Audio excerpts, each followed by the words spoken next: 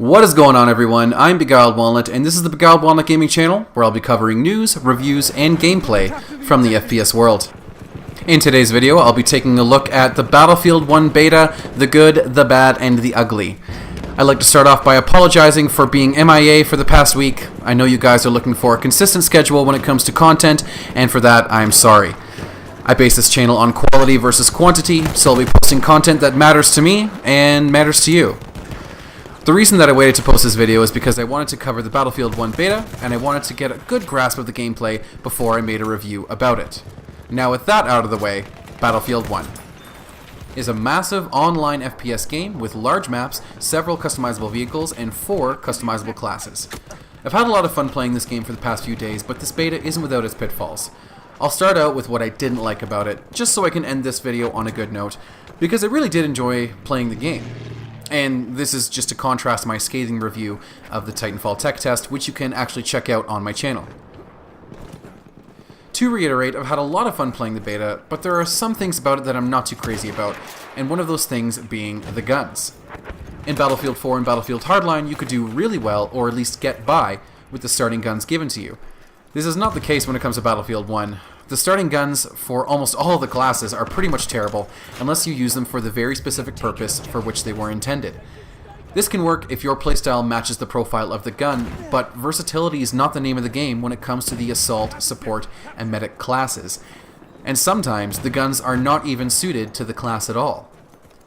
To give you an example, the Mondragon Marksman is arguably one of the best guns for the medic class, but this gun has what I believe to be a 4x scope on it, and as we all know, the medic class is the run-and-gun, up-close-and-personal class. So this gun isn't really suited to the class if you're the type to revive your teammates when the gun is meant for medium-range engagements. You see where I'm going with this.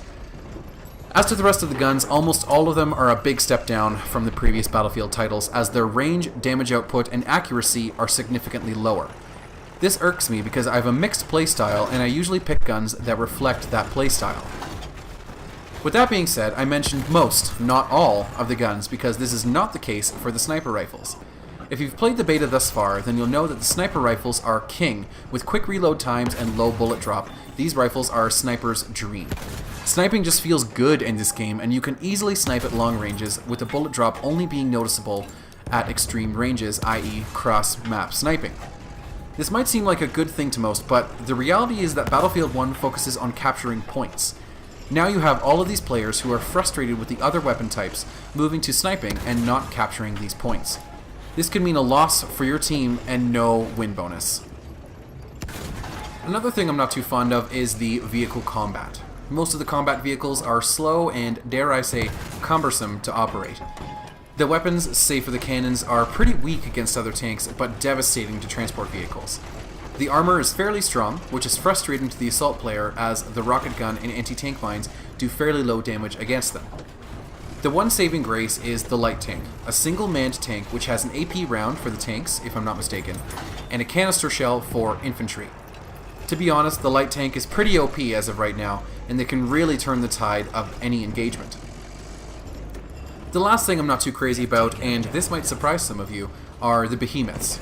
Most of people who have reviewed the game thus far have praised the Behemoths, as they can bring the losing team back from a low score to potentially win the game. The reason they bother me is because, let's say you and your squad worked really hard to capture the points so your team could get a good lead on the opposing team. If the point difference is big, then the Behemoth rolls in and captures 3 points, with making a 4th almost impossible to capture on the Sinai Desert map, which is the only map available for this beta. This is very frustrating to me because I've always played the objective, and when that happens, it's like my efforts were in vain. They are not indestructible, but their armor is strong and their weapons are stronger, making them that much more difficult to destroy. I could go on with more things I don't like, but the majority of these things will be worked out before the release anyway, so why even mention them? Now for what I liked about the game. The graphics. This game is very pretty. With 1080p resolution and 60 frames per second, the graphics and textures look silky smooth. The great thing about the graphics is that you can actually customize how your game looks to a greater extent than previous Battlefield titles. For example, you can actually change your field of view, and if you crank that setting to the max, it looks like you're playing an old Doom or Quake title. It's really cool. Another thing I liked about it is the points system, and what I'm referring to is the amount of points you now get from each action. You now get 500 points for capturing an objective and only 20 points for killing an enemy infantry. While this might be frustrating for some, this makes me very happy, as my score per minute finally reflects my playstyle, which is playing the objective. Destroying vehicles will also get you more points, as you now get 250 points for destroying it, plus the points you get from anyone that is inside it. This is a great change, as I think it promotes teamwork as a whole. The last thing I'll mention is the customization. Battlefield 1 carries a hardline system where you purchase guns with your war bonds, the in-game currency. I love this, because in Battlefield 4 you had to unlock the guns before you use them, and then you had to use the naked gun to unlock any of the attachments for it, and you might not have even really liked the attachments that you got for it. It was a very, very frustrating system. This is not the case with Battlefield 1, as you can look at the stats of each gun before you buy it. This system gives more control to the player, and now you can choose how to level your classes.